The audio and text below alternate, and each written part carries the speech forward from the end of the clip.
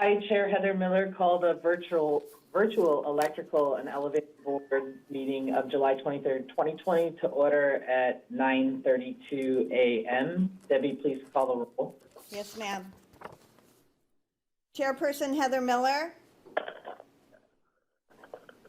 Here. Vice Chair Thomas Kyle. Here. William Barlow. Here. Randy Carmody. Here. John Flagel. Here. Scott Hall. Here. Robert McNeil.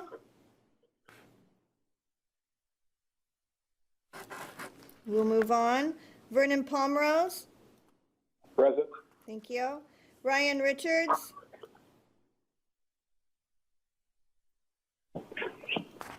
Ryan Richards. He was on before.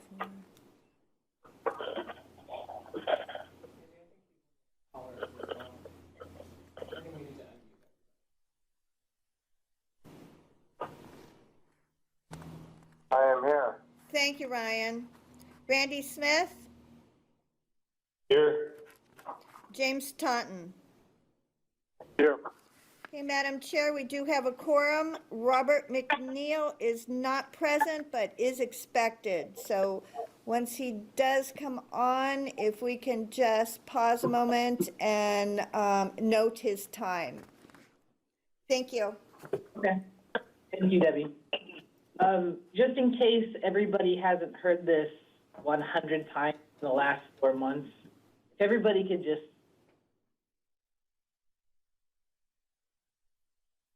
try to pause longer between when I'm asking for comments or to give you an opportunity. And if the camera's on, I can see that you're trying to talk, so that if you do forget that you're muted, you have an opportunity.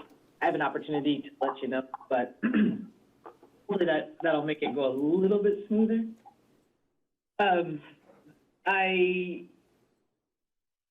Moving on to agenda item 1C, I assume everybody has an opportunity to review the minutes, the draft minutes of last meeting. And does anybody have any changes they see need to be made?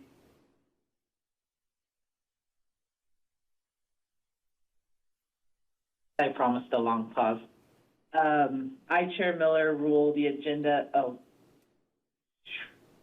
I did it in the wrong order. I, Chair Miller, rule the draft minutes of May 28th, 2020 final. Now, does anybody have any changes that they need to make to today's agenda?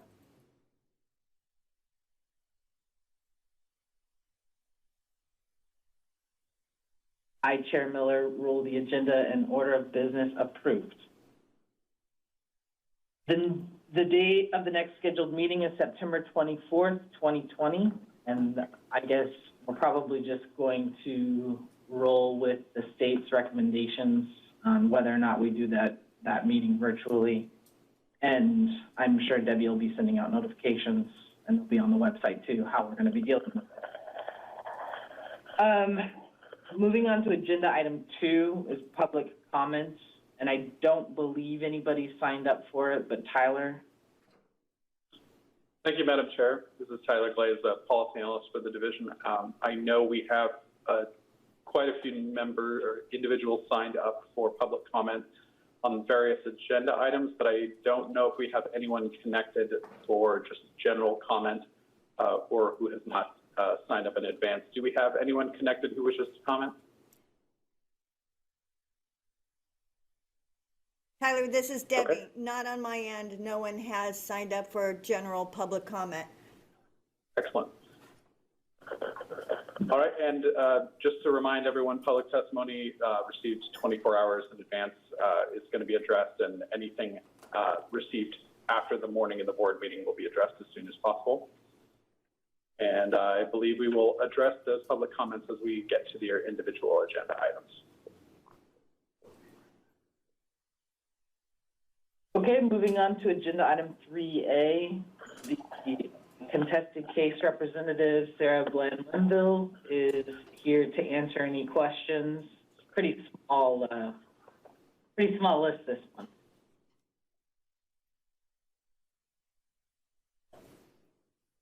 You don't have your sound on. Sorry about that. Good morning, Chair Miller, members of the board. For the record, Sarah Blamley will contest a case represented for the division. We just have one default order.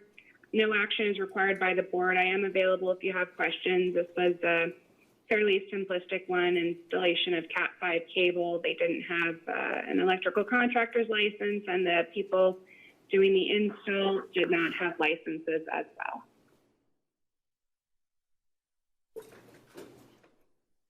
Does anybody have any questions for Sarah?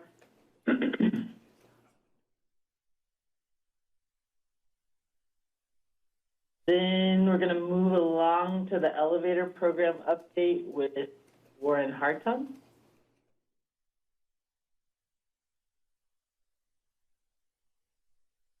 Is Warren on the call today? Me?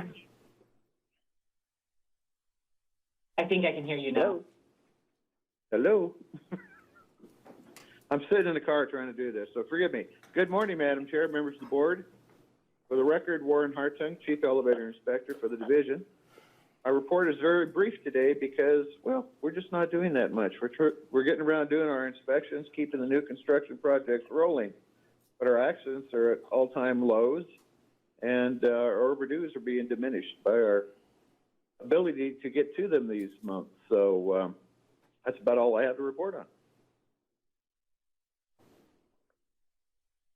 That's good news. Thank you. Thank you. Any questions for Warren? We can move on to the electrical program update with Keith Anderson. Good morning, Keith Anderson, Electrical Program Chief. Can you hear me okay? Yes. Perfect. So we had a change in the enforcement management. Todd Smith now is manager for enforcement, and he has been with BCD now for some time in different positions. So we're really looking forward to having him part of that team.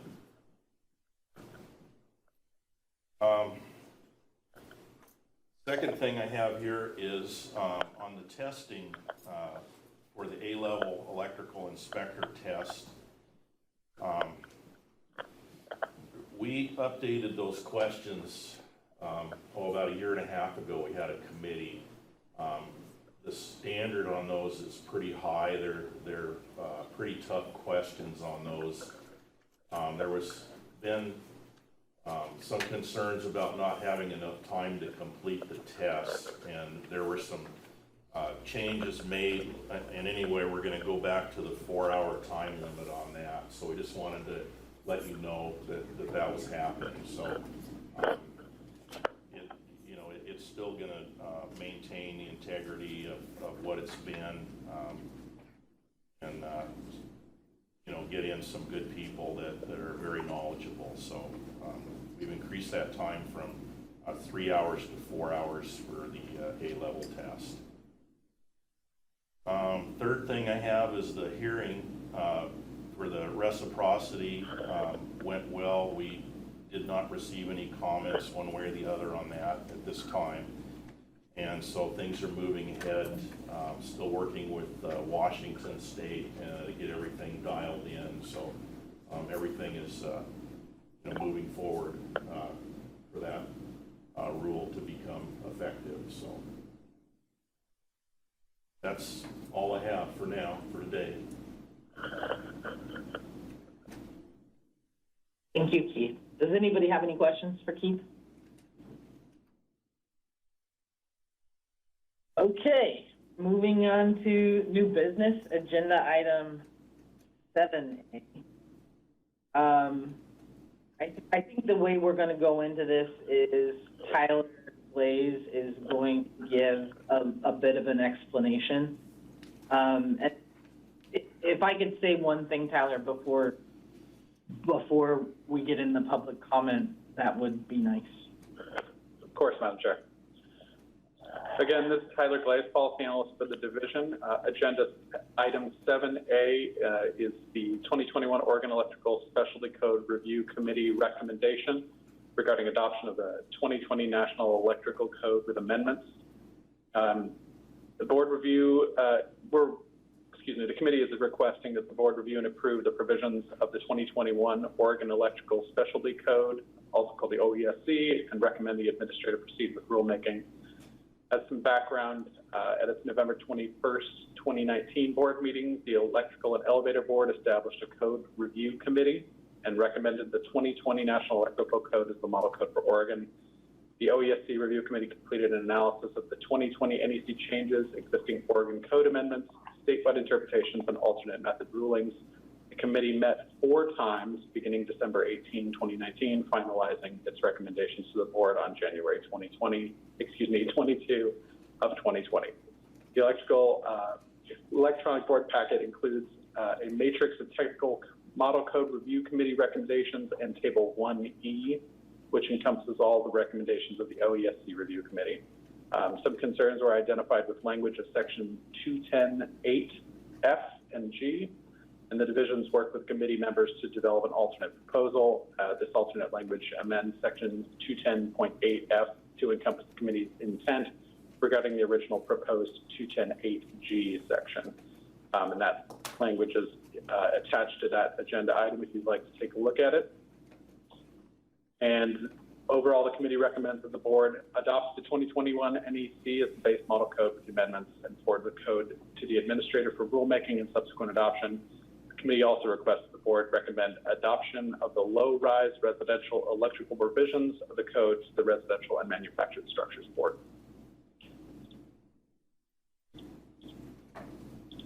And before we get to public comment, Madam Chair, I believe you wanted to say something. Thank you, Tyler. That explanation helps a lot of people so that they understand how many times the committee got together.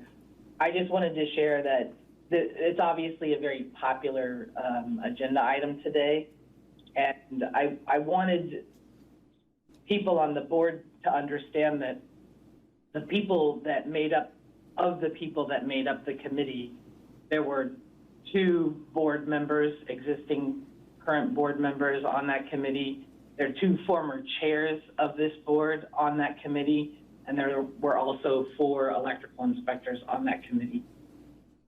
I appreciate all the work that they put into it because they're doing it on their own time, and for some people it's not the most exciting work, but I know it is for Nathan.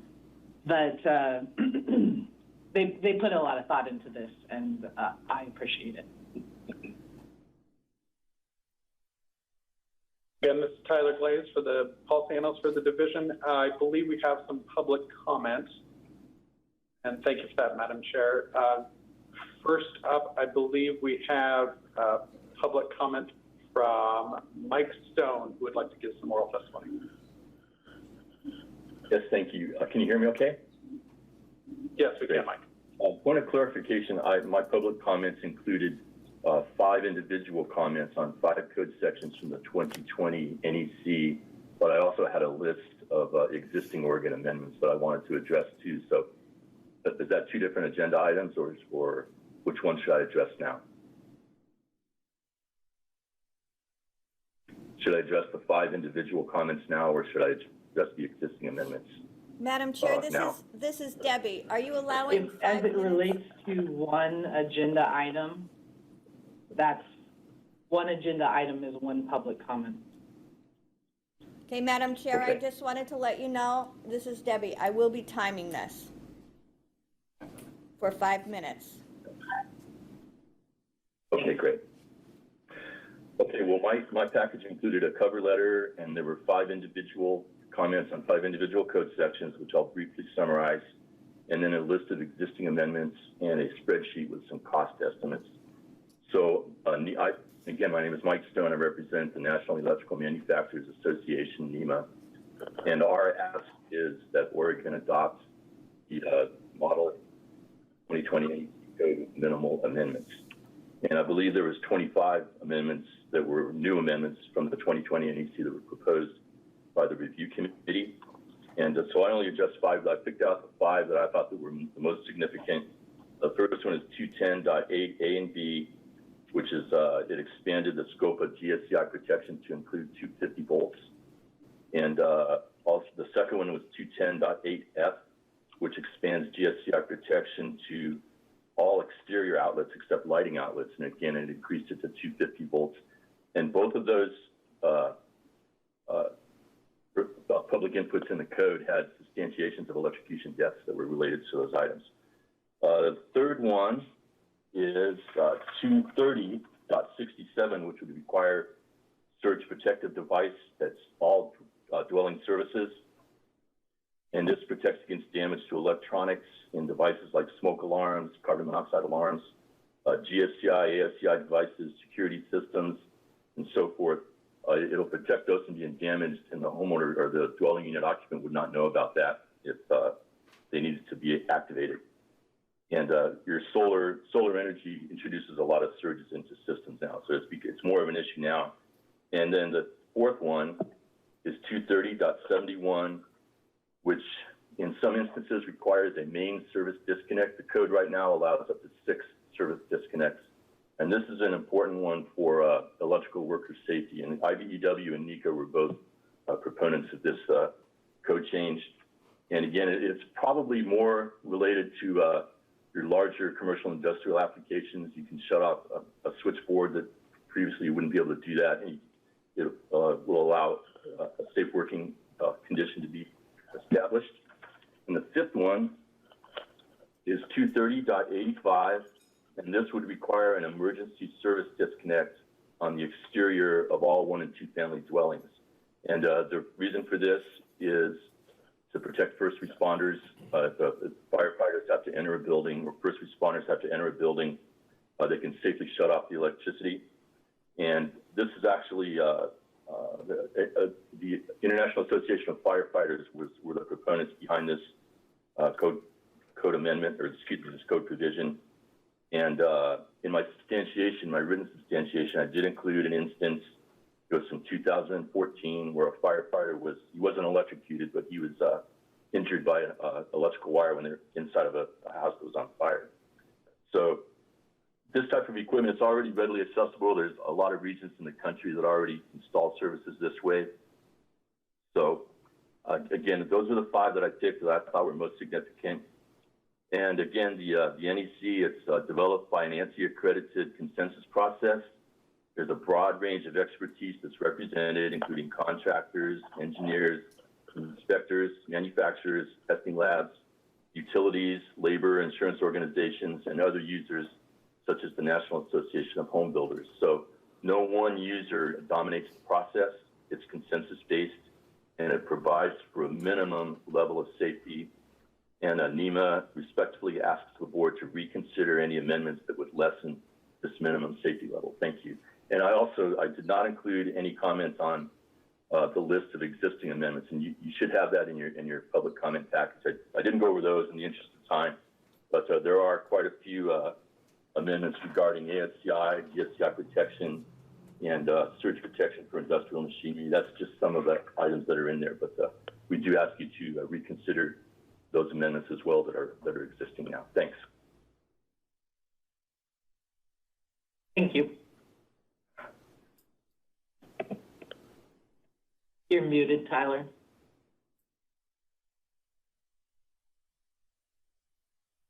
Thank you, Mike. Sorry about that. I'm having some technical difficulties. My sheet with all the public comment has gone away. Would you mind, Madam Chair, announcing the next public comment? Don Iverson with Schneider Electric wants to give oral testimony. Yes, ma'am. Can you hear me? Yes. Yes. Madam Chair, members of the board, again, I'm Don Iverson. I'm the Manager of Industry Codes and External Affairs for Schneider Electric Square D. On behalf of Schneider Electric, I'm here today to express opposition to the recommendations of the Electric Review Committee as proposed for the 2020 NEC adoption. There were multiple actions taken by the Review Committee that will reduce electrical and fire safety in homes in your state. There are several that Schneider Electric urges the state to adopt, for the interest of time here. But here are the following key devices to further enhance safety in the state. The first one I'd like to talk about is GFCI protection in 210.8A and 210.8F. This is, again, what Mr. Stone mentioned, is for the expansion of 250 volt inside the home, as well as outdoors. You know, there's new requirements for ground fault circuit interrupters, expand protection across the range of uses and occupancies here in the 2020 NEC. First introduced in the early 70s, there are continued expansion to cover areas in homes and workplaces where occupants are particularly acceptable to electric shock accidents can be directly attributed to reductions in electrocutions, electrical shock accidents, as published by the U.S. Consumer Product Safety Commission. Unfortunately, many times tragedy strikes before we see these improvements to the code. Substantiation submitted to the 2020 NEC code panel revision process included several incidents where fatalities occurred. There were 4 actually fatalities submitted as substantiation to the technical committee that further highlighted the need to expand safety technology for these types of appliances. GFCI devices have a nearly 50-year record of protection against shock and electrocution since first becoming a requirement for receptacle outlets near swimming pools in the 1971 National Electrical Code. Subsequent editions of the National Electrical Code have since expanded GFCI protection to other areas and appliances of a dwelling where shock and electrocution hazards may exist. Schneider Electric urges the board to reconsider the proposed amendment to continue the reduction in electrical shocks and electrocutions by adopting 210.8A, B, and F in the Oregon residences. The second one I'd like to, and final, is the emergency disconnect, 230.85. The emergency disconnect has been a topic of discussion since the 17 National Electrical Panel discussions. This new safety provision was proposed by the fire safety industry to provide enhanced safety to the local firefighter. There was substantiation provided during the 2020 NEC that stated in part, the removal of power is essential for the safety of first responders and the building occupants. The methods to disconnect power must not create significant hazards for first responders. Pulling meters or cutting conductors exposes first responders to significant hazards and create additional concerns. The 2020 NEC allows multiple options for the installer to comply with these requirements in the code to ease installation efforts and costs. Schneider Electric urges the board to reconsider this amendment and support the first responders by requiring 230.85 and again in Oregon homes. And lastly, in closing, Schneider Electric has a long supported timely adoption of the National Electric Code by state and local jurisdictions. We maintain that prompt adoption of the most current edition of the NEC is the best way to ensure a uniform and up-to-date standard of safety for all occupants in the built environment. Current codes mean safer, more economically prosperous communities. Again, Schneider Electric respectfully requests the Elevator and Electrical Safety or Electrical Board to adopt the 2020 NEC unamended to ensure safety for all public and first responders in the state. Thank you, Madam Chair. Thank you, Mr. Iverson. Next up, I believe we have David Smith from Eaton.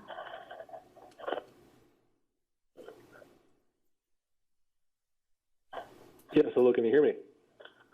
Yes, we can hear you, David. Perfect, thank you very much. So yes, as you said, my name is David Smith, and I'm speaking on behalf of Eaton as a proponent as we encourage the state of Oregon to adopt the 2020 NEC without amendment or with as few amendments as possible. So Eaton, in case you're not aware, employs nearly 730 associates in 3 facilities representing our electrical, mobility, and hydraulics divisions across Eaton, across the state of Oregon. And so our employees develop, manufacture, and sell safe and reliable electrical equipment, all with it.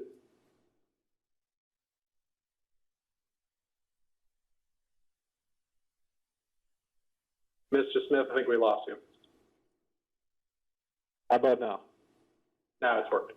Perfect. Sorry about that. So I was just giving a little bit of background on Eaton. So essentially, we employ over 700 associates over 3 facilities in Oregon. And so it's basically I'm speaking on behalf of particular items for the amendment table 10, 12, 13, 17, 18, 20, 26, 29, 30, 45, 48, 97, and 100. I will go through each one of these as much as I can within the time limits, but I can absolutely forward my comments to either Debbie or Tyler if I don't get to all of them. So amendment number 10 looks to block the Article 210.8 language or GFCI protection to all 125 through 250 volt receptacles supplied by single phase circuits, 150 volts or less, to ground. And so code making panel 2 on the national side based change on the death of children across the country to expand this protection to residential clothing dryers. And so we recommend that the board does not accept amendment item number 10. Moving on to number 12 that modifies 210.885, which is expanding GFCI protection to unfinished and finished basements, regardless of whether they're unfinished or finished. The reasoning is behind this that basements often flood, regardless of whether they're finished or unfinished, and that introduces electric shock.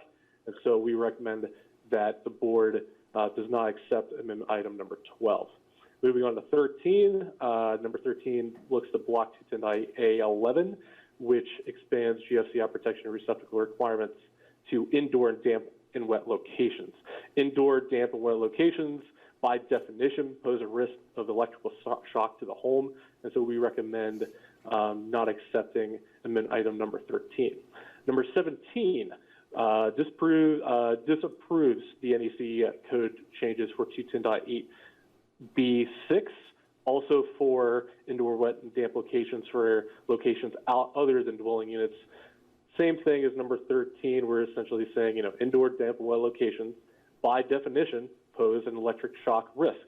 And so we would like to mitigate that risk by going ahead and not accepting amendment item number 17. Moving on to 18, 210.8B8 for accessory buildings. I've been in several accessory buildings. Depending on the application of these accessory buildings, the conditions on the inside might not be much above or might just meet up to exactly what you would need for a weather-resistant receptacle that would require GFCI protection anyway. And so we would recommend that the board mitigate this risk of electrical shock to anything that's going on the outside or in any type of accessory building and not accepting recommendation amended item number 18. Number 20 for 210.8B11 for GFCI protection of receptacles to laundry areas. This is going on for both dwelling units and other than dwelling units, and this is a major factor of the NEC for this particular edition for 2020, considering there are deaths involved with laundry areas, and so this is why GFCI protection is being expanded to these areas. And so we recommend that item number 20 is also not accepted by this board. Number 26, I understand I'm inside 1 minute, so just bear with me here. Number 26 removes the requirement for GFCI protections for outside receptacles as of 210.8F. And so this, again, something that we're talking about death here to a child due to an outdoor air conditioning unit that was improperly wired, causing that metallic enclosure of that AC unit to be energized. And so we would ask the board to continue to accepting this 210.8F requirement and not accepting the amendment number 26. And so I'm going to finish this right here in the essence of time, but I can forward the rest of this list to either Tyler or Debbie. And I'd like to very much thank the board for its time. And absolutely, please, if you have any questions about any type of technical situations or anything whenever it comes to Eaton products, I'd be very much happy to expand on any of those details. Thank you very much. Thank you, David. I believe next in our testimony list is Raymond Bizal from NFPA. Thank you very much. Can you hear me? Yes, we can hear you, Raymond. Okay, thank you. Madam Chair and members of the board, I want to thank you very much for the opportunity to provide some testimony. I submitted a written comment as well, but first, NFPA, as publishers and promulgators of the NEC, want to urge prompt adoption of the latest edition of the NEC because it's important. What it does is it allows for new technologies and improved safety practices to be addressed. And by doing that, you're allowing these new technologies and safety practices to be utilized in Oregon with an eye to the safety of the citizens who will be protected in Oregon. So it's just very important. But the bulk of my comment, really, I want to focus on the amendments. Everybody has the opportunity to amend, and we understand that. But our concern is that with a number of amendments, it may interrupt the complex set of regulations that are set forth in the NEC, as well as reduce the level of safety. As you know, the NEC is developed in an open, ANSI-accredited consensus process. We invite and we see a lot of people attending those panel discussions and it's not just a particular interest, it's all interests that are being represented. And in this process, not one interest is allowed to control the process. So it's a balanced process that allows for discussion. And I'm going to cite just one example. That's the proposed elimination of 230.85 for the emergency disconnects. This provision was brought in and it was supported by the IAFF, the International Association of Firefighters, because it's a firefighter safety issue. And it is right on an improvement to safety practices. That safety practices inside the electrical community and those that affect outside the electrical community and the emergency responders. I urge that you don't amend out this new provision because of the safety practices that it's introducing into Oregon. And for that matter, all of the amendments, we think the NEC is suitable for adoption as is because of the national open process that it goes through. And if you believe that the amendments in Oregon are really good, I would urge you, strongly urge you, to submit them to the national process so that they can be vetted at the national process. And then if they are accepted, then everybody, not just Oregonians, but everybody outside that uses the NEC will benefit from the provisions that you are putting forward. So with that, I thank you very much and open it to any questions if you have any. Thank you.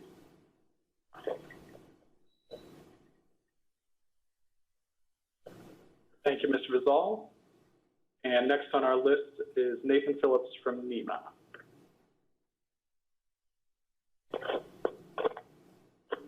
That would be from NECA. Okay, NECA. Good morning, Madam Chair and members of the board. My name is Nathan Phillips. I'm representing NECA here today, and I'm also an electrical contractor in Oregon, and I chaired the Oregon Code Review Committee.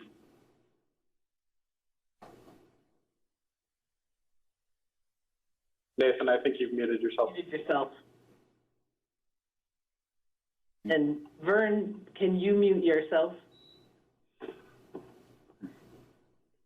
I'll give you a couple extra seconds at the end, Nathan. Did you hear anything that I said? No. Okay. Can you hear me now? Okay. My name is Nathan Phillips. Good morning, Madam Chair, members of the board. My name is Nathan Phillips. I'm here representing NECA today, and I'm also an electrical contractor in Oregon. I chaired the Oregon Code Review Committee for the adoption of the 2021 Oregon Electrical Specialty Code based on the 2020 NEC. As you heard, the Code Review Committee met 4 times in person to discuss the development of the OESC. The committee members and members of the public who participated in the discussions represented a broad range of interests in the industry. The committee operated on a consensus basis similar to the NFPA process used at the NEC code-making panels. The public testimony presented here today was also presented to the committee in substantially similar form. The committee, in concert with BCD leadership, developed the set of proposals you have before you. While not always unanimous, the committee members voted to move these recommendations forward to the board for consideration. As required by Oregon statutes and rules, the committee considered the issues related to safety and cost and followed the process as developed by the BCD staff. The committee, the board, and the Oregon electrical industry is proud of our long history of early code adoption and strong licensing laws. We all recognize that the consensus code development process does not always result in 100% agreement with the outcome. We appreciate all of the public comment we've received today and have listened carefully to it. The committee asks that the recommendations you have before you be moved forward for rulemaking. If there are any specific items that you would like the committee to re-examine, we ask that you refer those items back to the committee and it will respond in public comment. Absent that, or in addition to that, we again ask you to move it forward for rulemaking so that we can keep the code-making process on track with the time frames required so that the rules can be adopted so the code can go into effect April 1st as planned. Thank you, Madam Chair. Thank you. Any questions? Nathan, what you're saying is if the board decides to move forward with the committee's recommendations, there's still an opportunity for public comment and adjustment. Is that what you just said? Well, Tyler, you can correct me if I'm wrong here, but I believe that what the board's action today would be to move this package forward for rulemaking, and there is a public comment period in rulemaking. This meeting today and the public comment received today is about whether or not to move it forward for rulemaking. So there is another public comment process. And in the past code cycles, when we've had issues that were still, the board wanted further examination of, they sent them back to the committee. The committee discussed them, and if it had any changes or comments, it presented those to the board and also through public comment so that the public could hear them. And so there's another bite at the apple before this goes to the administrator for signature. Did I get that right, Tyler? That's correct, Nathan. Yeah, thank you. Thank you. And then the committee, or I'm sorry, the board members that were on the committee, I think it was Ryan and Randy Smith. Right. I wanted to clarify, I believe that most of what you heard today or read as attachment to the packet for this meeting, all of that information was available to the people on the committee? Yes, we had Mike Stone was there, and we had I think there was someone from Eaton and others. We had lengthy discussions about all of these code changes, and you know, we also had input from BCD administration about what they felt they were willing to approve, and that affected the decisions that we made. So yeah, I haven't heard anything today that we didn't hear about or discuss at the meetings that we had. So, and you know, I don't mean to discount it at all. It's all very appropriate and meaningful, useful information, and these are not obvious calls. This was it was a lengthy discussion, and there was this is where we landed, and you know, I stand behind the committee's work, and I think the committee is comfortable with it. All right, thank you, Nathan. And I believe we had one more piece of testimony on this agenda item, James Dollard Jr. Yes, thank you very much, and I'd like to thank the board for the opportunity to speak today. I will try to make my comments as brief as possible. My name is Jim Dollard, and I represent the International Brotherhood of Electrical Workers in the NFPA code revision process. I have done that since 1995. As a committee member, my classification is L, which is safety in the workplace. So we're there to represent all electrical workers, anybody who is going to put themselves during the course of their work in front of or near an electrical hazard. I serve on the code-making panel that built the language in 230.71B, which is item 47, I believe, on your agenda there. And that particular language is safety driven. One of the things that it's doing is it's getting us in line with Canada, where they have been for decades. Canada realized a long time ago that we need to have the capability to have a single disconnect, to open it, and to de-energize all of the bus and the conductors inside service equipment when we need to go in there and work. When we don't do that, when we have, for example, a panel board, and we can put 6 disconnects in there, we cannot de-energize any of it. When we've got a main, for example, at home in your load center in your basement, if you open the main, you still have energized conductors on the line side of that circuit breaker, but you de-energized everything else in that load center. You have significantly reduced the likelihood of an arc flash or a shock event. As a safety coordinator in Local 98 for over 20 years, I've got over 40 years in the business, I investigated many very serious injuries that occurred in service equipment. Code Making Panel 10, and Nathan is a member of Code Making Panel 10, we debated this at length. This is a safety issue.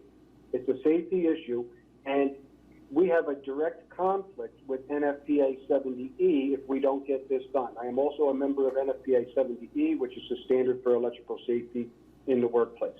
When you go into service equipment and it's energized, and some people will tell you, well, we call the utility and we get the utility to shut it down. That's a falsehood. That just doesn't happen. It doesn't happen. Men and women go into service equipment, and you cannot do an arc flash risk assessment. There is no upstream overcurrent protective device. There is no way for you to determine a level of personal protective equipment.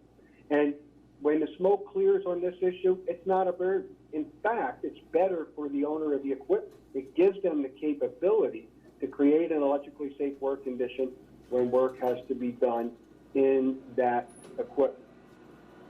And again, Canada has been doing this for decades. The other item that I would like to speak to is Section 230.85, which is the emergency disconnect. Keep in mind it's limited to 1 and 2 family dwelling units. This is another safety-driven issue. It is really interesting to note that the home builders wrote a letter and submitted it to all of the committee members on Code Making Panel 10 in support of the International Association of Firefighters and the emergency disconnect. There is, there's no burden here. This is not infeasible. It's easy to get done. We're going to have a disconnecting means outside, which will most likely be a molded case switch or a molded case circuit breaker.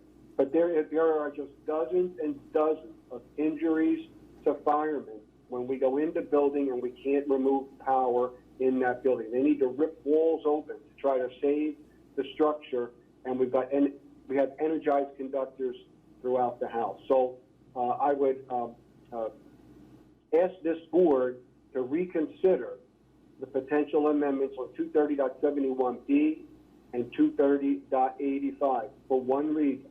It's all about safety. And each of those were unanimous on the committee. There was no negative votes whatsoever. At a national level, we discussed this at length, and we were unanimous. Thank you very much to all of the committee members and you, Madam Chair.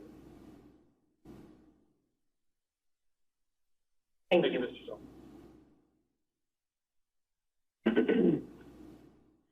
So, Tyler, can you explain to everybody what the next step and options are for moving forward? So, Madam Chair, now essentially what's going to be asked of the board is that the committee recommended that they make a motion to approve the code language as it stands and amend the committee's recommendation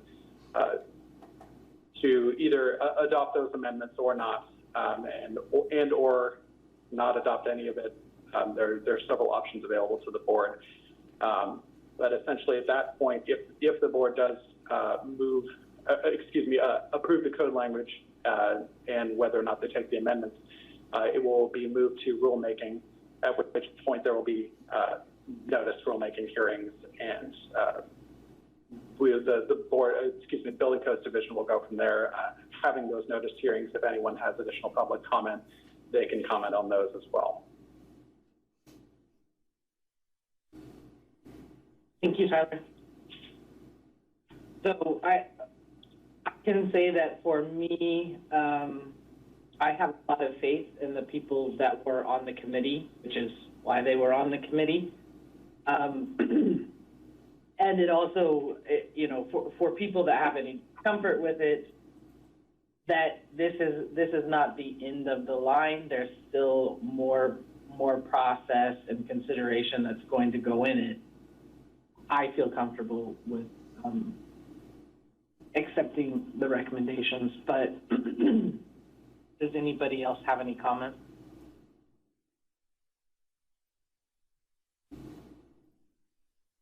Through the chair. Madam Chair, Go ahead. this is Thomas Kyle. I too have a lot of faith in the people that met and discussed all this stuff. And I would make a motion, and we had a letter from Tyler, and part of those were options, and I would make a motion to approve the first option, which is approving the proposed code language and amending the committee's recommendation.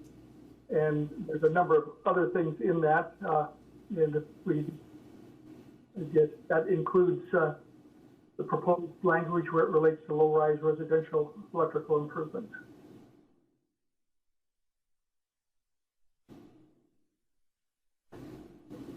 Thank you.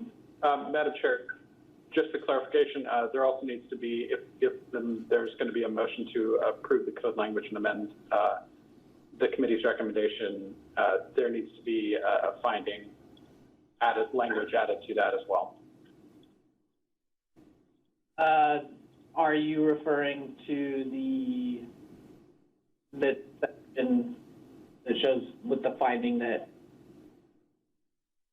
Correct. With the finding that the language is with the finding that the added cost, if any, is necessary to the health and safety of the occupants or public, or necessary to conserve scarce resources. My motion was to approve that all of the language in your first optional approval, the first paragraph. Okay. Included all of that. I don't know if we need to read that out loud. No, I think I think that covers it, yes. Thank you.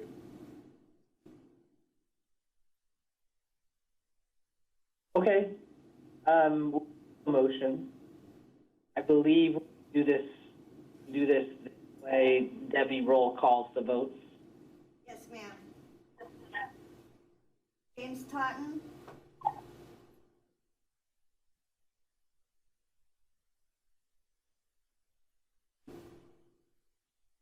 Jim, you might be muted.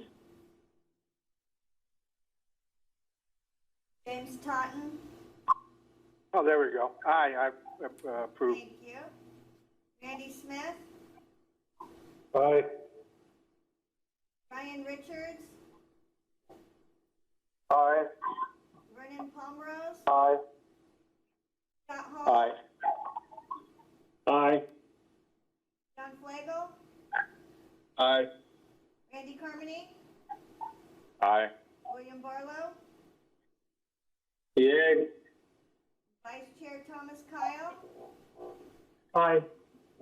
And Chair Heather Miller? Aye.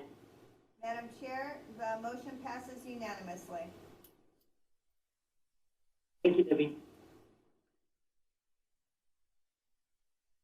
Through the chair, this is Vernon Palmrose. In light of the comments that were given today and that pertain to electric safety, not only in the workplace, but also for individual dwelling units, I think it'd be wise to maybe at least at a future meeting or have the committee that came up with the recommendations for the electrical specialty code just to go back and just look at those items and see if there, to me, it makes sense to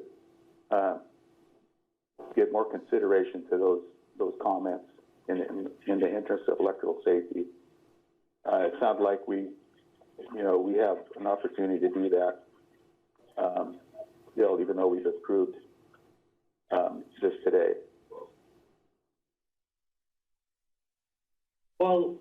we've all had the information for the last week, I believe. I believe when the board packet was published, those attachments were all up on the website at the same time. So, I mean, I know the people on the committee had a long time with the information, but I believe we all had, this group here had a week with it. I could be wrong. I'm not sure about that. NFPA letter might have been added a little bit later, but it helps for when people have information that they want to get in front of the board members. It helps if they get that to the division early enough so we have more time to review it.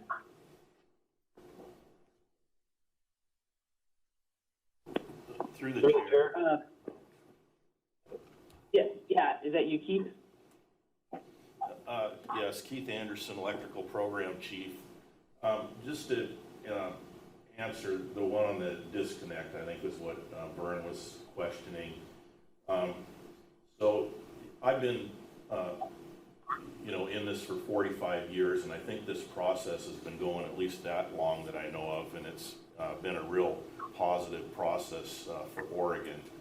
I've had the privilege of being on the last 5 code adoptions here in Oregon, and it's a very knowledgeable group, and they're all concerned about safety. Everybody's on the same page with that. We can't speak for the other 49 states, but Oregon has a real strong history with electrical safety. The one item on the disconnect for the firefighter, I did a lot of research on that, spoke with the fire marshal. It was vetted through the different fire committees with those that it would affect directly. And they came back with a neutral position on that particular item. They said that they were not going to change any of their procedures that they have in place, whether there was a disconnect there or not. So I just wanted to let you know that that was where that one item went. There was a lot of time, both during the committee and research on my part on that we made the right call for that for Oregon. So I hope that helps.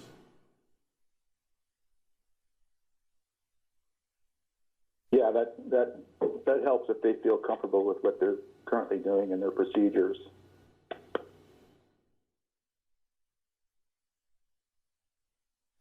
Thank you. Through the chair. Yeah. This is Raymond.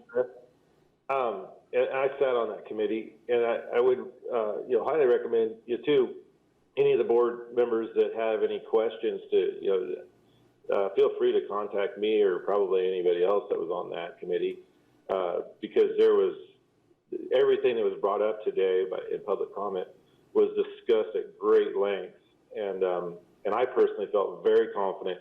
And I'll be honest, sometimes when you're hearing some of the public comments, you're like, oh wow, that I had no idea, and then when you get to hear the other side of it, you get to see the actual documentation firsthand and see the facts.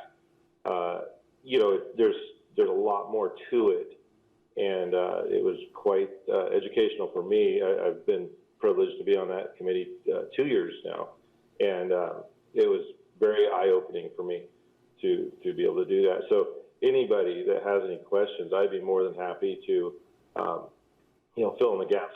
There's a lot. Those 4 times that those meetings, those are 8-hour days. They're not just quick little meetings. There's a lot of time that goes into those. So anybody has any questions, feel free to reach out to me, and I'd be more than happy to answer any questions that I can, or I'll find the answers. So, but I do appreciate all the public testimonies, and I'm happy to see everybody getting involved in this and trying to figure it out. But that there was a lot of time spent to come up with the decisions that came up with.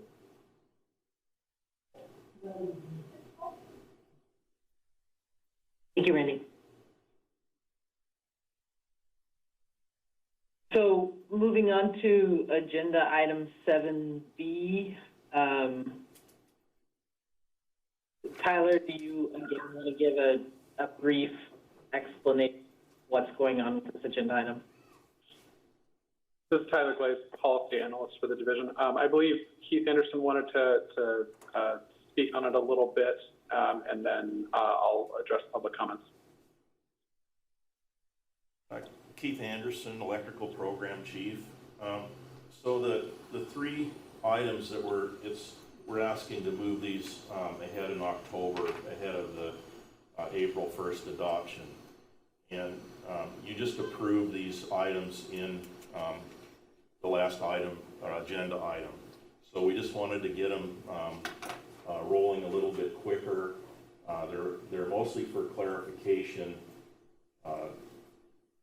They're not involved in the residential and the 1 and 2 family installations at all. So they're just some clarifications, some things that options that have been going on in Oregon for some time, and we just wanted to go ahead and get those rolling a little bit quicker. So that's what's for your consideration. If you have any questions, I can answer those for you.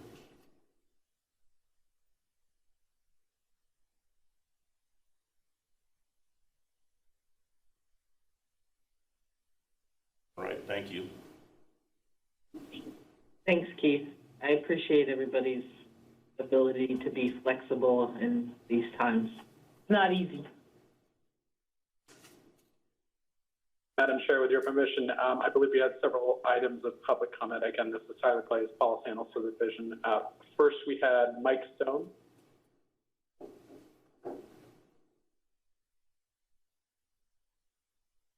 Yes, thanks. Well, this is related to my previous public comments, but the existing amendments, the existing Oregon amendments, we submitted a list during that board meeting. I personally was not able to attend. I would be coming from out of state, and I usually attend. I've attended in years past, but I didn't attend this year. But there was one of the other NEMA representatives there, as well as one of the gentlemen from Eaton who made one of the meetings. But I did submit some written comments to the review committee, and I don't believe there might have been one change, but most of them were, they upheld the existing amendment. So really, I don't have much else to add other than what we've already been talking about. Again, I just want to point out that all of the public comments from NEMA and the other public comments that you received, nobody's asking for anything other than what's in the model code. These are not additional items that we've created or are proposing. This is the model code that we're proposing, and that's the same with all the existing amendments as well. We would like to see the model code adopted. So other than that, I don't have anything else to add, and I really appreciate the time that you've given me. Thanks. Thank you, Mr. Stone. Next, I believe we have Raymond Bizal. Thank you. I'll kind of reiterate what I have said very briefly. We urge prompt adoption of the code so that the citizens of Oregon are well protected, and we would encourage you to consider fewer amendments and base it on the model code. Other than that, I appreciate all the time and effort that the board has gone through, the committees in their look and trying to stay on track with a prompt adoption. Thank you. Thank you, Mr. Bizal. And I believe we also have Nathan Phillips.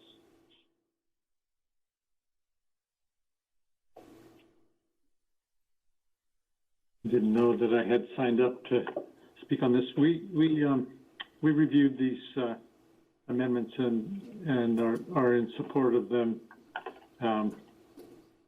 They either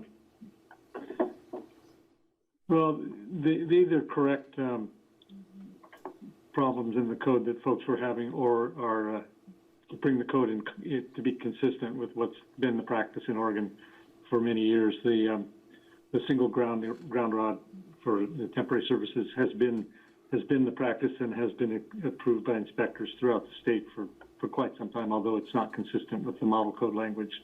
So at the chief's recommendation, we're bringing those to be consistent with each other. But NECA supports these changes, or these temporary amendments, I guess. Is that what they are? Interim amendments, yeah. Thank you, Mr. Phillips. Okay. Is there any further discussion of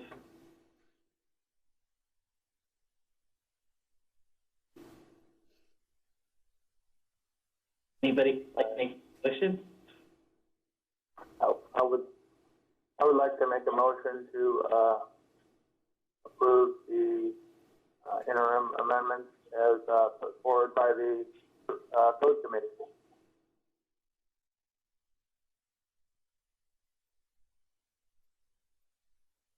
You want to hit Sorry, up Madam Chair. That's okay. This is Paul Samus with it. I just wanted to make sure that if there is a motion to approve the proposed amendments, that it comes with the finding that the added cost, if any, is necessary to the health and safety of the occupants or the public, or necessary to conserve scarce resources. Do you want Ryan to say that or agree with that, agree with your statement? If he agrees with my statement, then I believe that will be sufficient. Yeah, I agree that I approve the proposed amendments to the 27th WSC move forward to the administrative rulemaking subsequent adoption, with the finding that any added cost is necessary to the health and safety.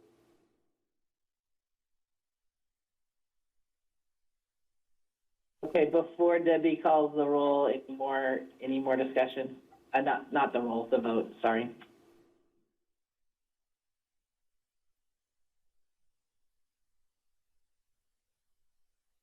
Debbie, can you take a vote? Yes, ma'am. James Taunton, Aye. Randy Smith, Aye. Ryan Richards, Aye. Vern Palmrose, Vernon Palmrose,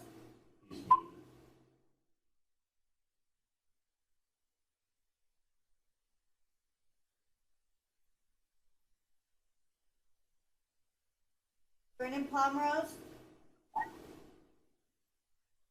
we'll come back to him, Madam Chair. Scott Hall, Aye. John Flagel, Aye. Randy Carmody, Aye. William Barlow, Yay. Vernon Palmrose,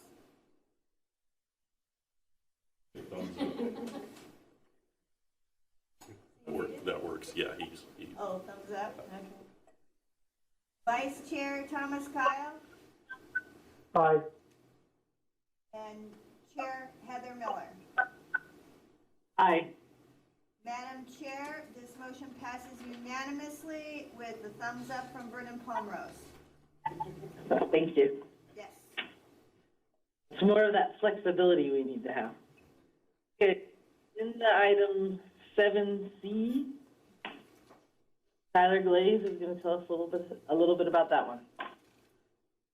So again, Tyler Glaze, policy analyst for the division. Agenda item 7C is addressing OAR 918-282-0270, which is a requirement that applicants for apprenticeship provide transcripts demonstrating at least a C letter grade in certain math classes. The Oregon Department of Education, however, has issued requirements that schools only give pass-fail grades instead of letter grades in consideration of the current COVID-19 school closures. Students who received a pass during the school closure will have that grade permanently on their transcripts. This could impact apprenticeship applicants for several years, as it could include math classes taken before the applicant's senior year in high school. On June 23 of 2020, the division adopted a temporary rule to address the immediate impacts of this change for the current apprenticeship applicants. The division is just requesting feedback on addressing this issue as permanent rule. because it's going to be impacting students beyond the 6-month limit of this temporary rule. The board can take several approaches to this rule if it chooses. One approach could narrow the scope of the rule so that only students impacted by COVID-19 school closures would be allowed to qualify with these passing grades. The broader approach that the board could take would be to adopt the temporary rule as a permanent rule, which would permanently allow passing grades as opposed to C letter grades to receive credit in general going forward. Regardless of the approach taken, applicants will still have the option to take a placement exam at a community college. If you have any questions, I'm happy to help.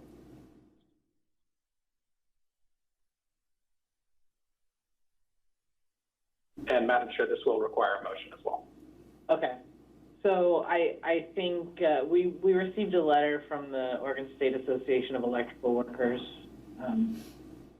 However, they put my name together with Lori Graham's name. So Chair Graham got the letter. But I think what may confuse people is it makes it sound as though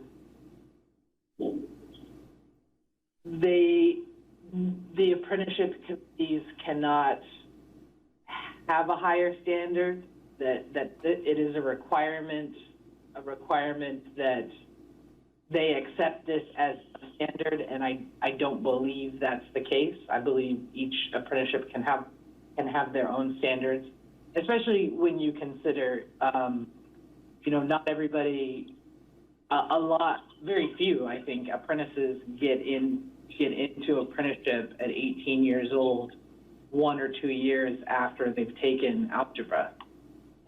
For most people, it's quite some time after they've taken algebra, and I don't know if anybody looked at the formulas, the math problems at the end of the letter, but when you've been out of school for some time, and to be honest, when you've been out of the field for some time, some of that gets rusty. So I think that most of the apprenticeships around the state make adjustments to ensure that the people they're accepting into their apprenticeship are ready for the apprenticeship and have the skill sets that they need.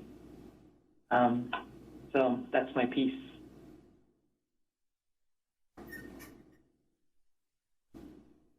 Nathan is raising his hand. I'm not sure what we're supposed to do here. You can just call on me. Hi, Nathan Phillips, representing NECA. I just wanted to clarify what Heather said. For those of you that don't know how this works, the BOLI administers the apprenticeship programs, and they have statewide standards for all of the different trades that have apprenticeship programs, and local apprenticeship programs can propose their own standards that they submit to BOLI for approval, and they have to be consistent with the statewide standards, and the statewide standards have to meet the minimum requirements that are in statute and the Oregon administrative rules. So by making this change in administrative rule, what we're saying to BOLI and its statewide standard committees and local JATCs is that prior to this temporary rule, you could not adopt a standard that was lower than a minimum of a C grade and passing grade in algebra. Now you can have just a passing grade. You don't have to do that, but you can do that. So if with this rule, this enables the local committees to change their standards, but they're not bound to do it. It's a permissive change. It sets a minimum requirement, but it isn't the requirement. Thank you. Madam Chair? Yes. I guess I'd hate to see this committee move anywhere towards lowering the standards for entering the electrical apprenticeship. Anybody that's been through an apprenticeship, especially electrical, knows that the math can be tough. Like you said, once you've been out of school for a while, you might forget some of it, but you still need that knowledge of algebra to get through an electrical apprenticeship.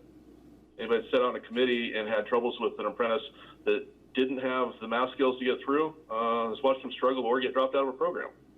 I guess I'm opposed to lowering our standards or the state standards at all, even in light of the COVID problem. I just don't see where that's going to help our apprenticeships. I guess concern with it is it penalizes students that get a passing grade, and they don't have any opportunity. Now they would have to go take another class to be able to do that, and you're talking about I don't know how many students get D's. Sure. They could I think they're not. Well, I think they're not making it through apprenticeship. They may not. Through the chair, or to Madam Chair, you know, they can just go take a placement test at a community college also. So.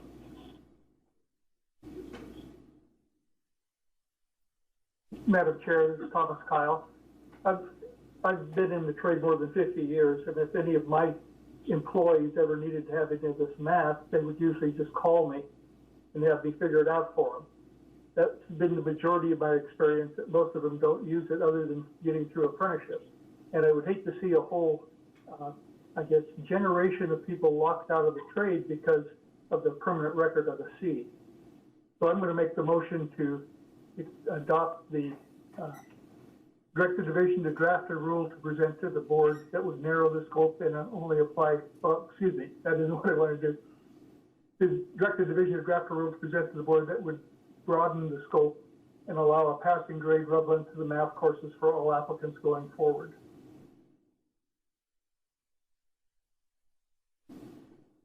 That would approve a C in rule.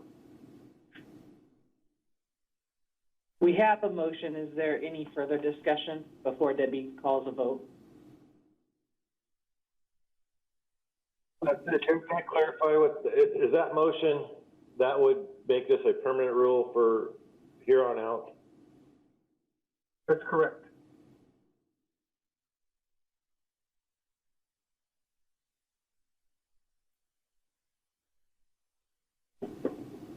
Can we go back to John's question in regards to the placement exam as equivalent to a C?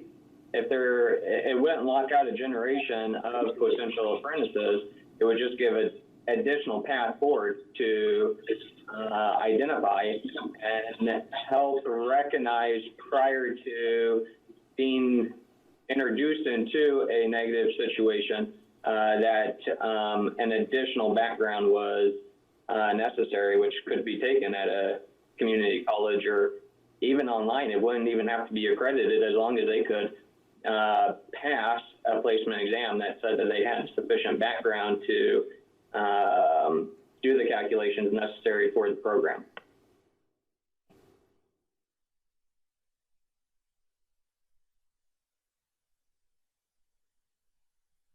I thought I just heard you whisper, Debbie. I don't actually know if correct. You're saying I don't believe simply an online test is satisfies the requirement. Tyler, do you know the answer to that? Madam Chair, I do not, but I can certainly find out the answer for you if you would like. Madam Chair, this is Thomas Kyle. On our committee, when we've had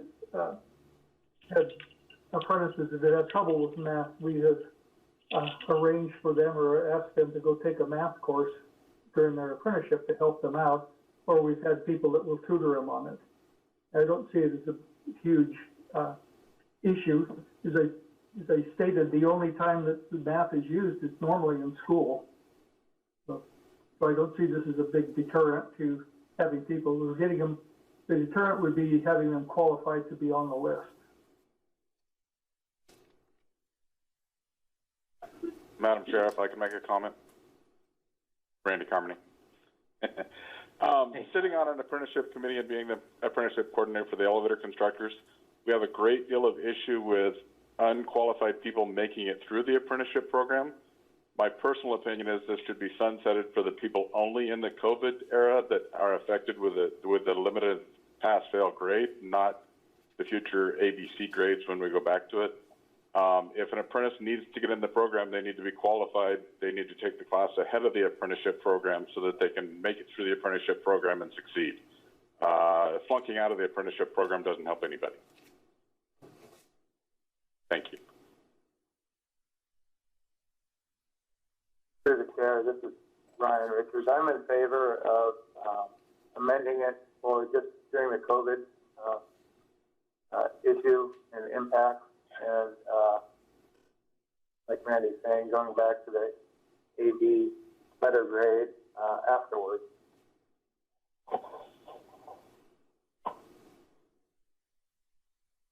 So, policy-wise, maybe. We have a motion. We had discussion. Somebody kind of talked about a different motion. Do we have to vote on the first motion? Yes, Madam Chair. There is a motion currently on the table to, I believe, Mr. Kyle said to broaden the scope and allow passing grade and relevant math courses for all applicants going forward. So I believe we need to address that first, and then if there is a different motion, we can address it at that time. Okay. So, before, is there any more discussion of this motion that we have on the table to do that? Or can Debbie call a vote? James Totten, Nay. Andy Smith, Nay. Ryan Richards, Nay. Brennan Palmrose, Nay. thank you. Scott Hall, Nay. John Flagel, Nay. Randy Carmody, Nay. William Barlow, Nay. Vice Chair Thomas Kyle, Aye. Chair Heather Miller.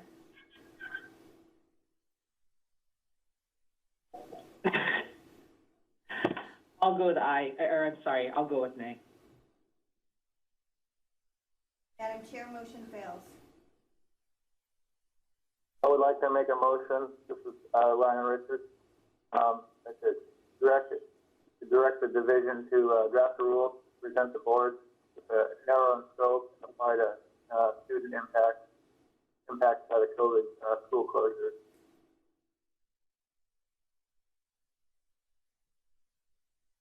Is there any further?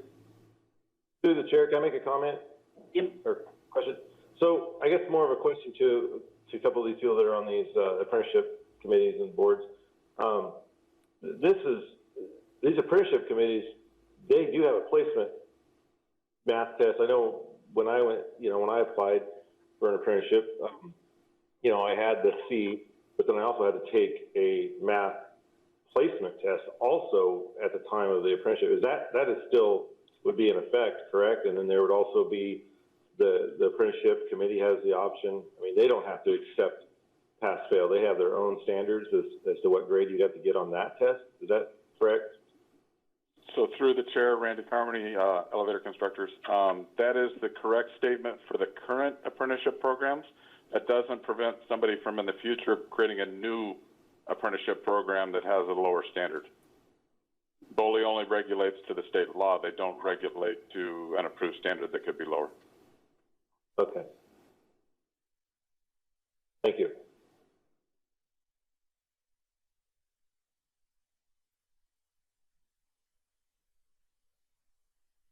Is there any further discussion before Debbie takes a vote?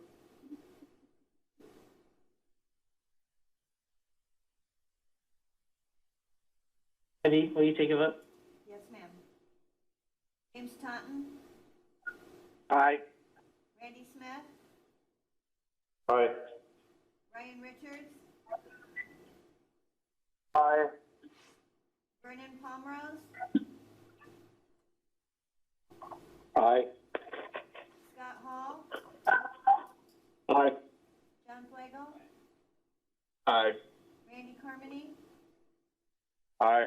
William Barlow, Aye. Vice Chair Thomas Kyle, Aye. and Chair Heather Miller. Aye. Madam Chair, the motion passes unanimously. Okay. Agenda item 7D is the board review and approve committee recommendations for new continuing education courses and instructor applications. Hello, Madam Chair, members of the board, Tyler Glaze, policy analyst for the division again. This round, we had 52 applications for continuing education from 15 organizations. 23 courses were recommended for approval, 6 were recommended for denial, 18 instructors were recommended for approval, and 5 instructors were recommended for denial. I'm happy to answer any questions if you have any, but this will require a motion, Madam Chair.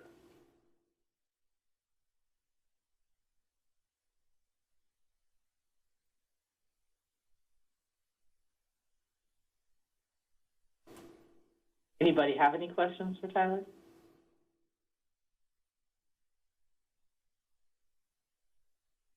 Would like to so move, the board moves these forward and, would like to make a motion.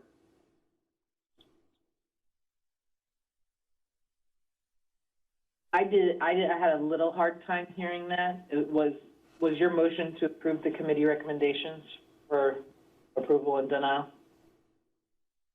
That is correct, Madam Chair. Any further discussion by anybody? Did I just talk over someone? Okay. Debbie, will you take a vote? Yes, ma'am. James Taunton, Aye. Randy Smith, Aye. Ryan Richards, Aye. Vernon Pomeroz, Aye. Scott Hall, Aye. John Slagle, Aye. Randy Carmody, Aye. William Barlow, Aye. Thomas Kyle, Vice Chair, Aye. and Chair Heather Miller. Aye. Madam Chair, motion passes unanimously. Thank you, Debbie. There are no announcements, so there being no further business, the meeting is adjourned. Missing my gavel, the hairbrush. Thanks, guys.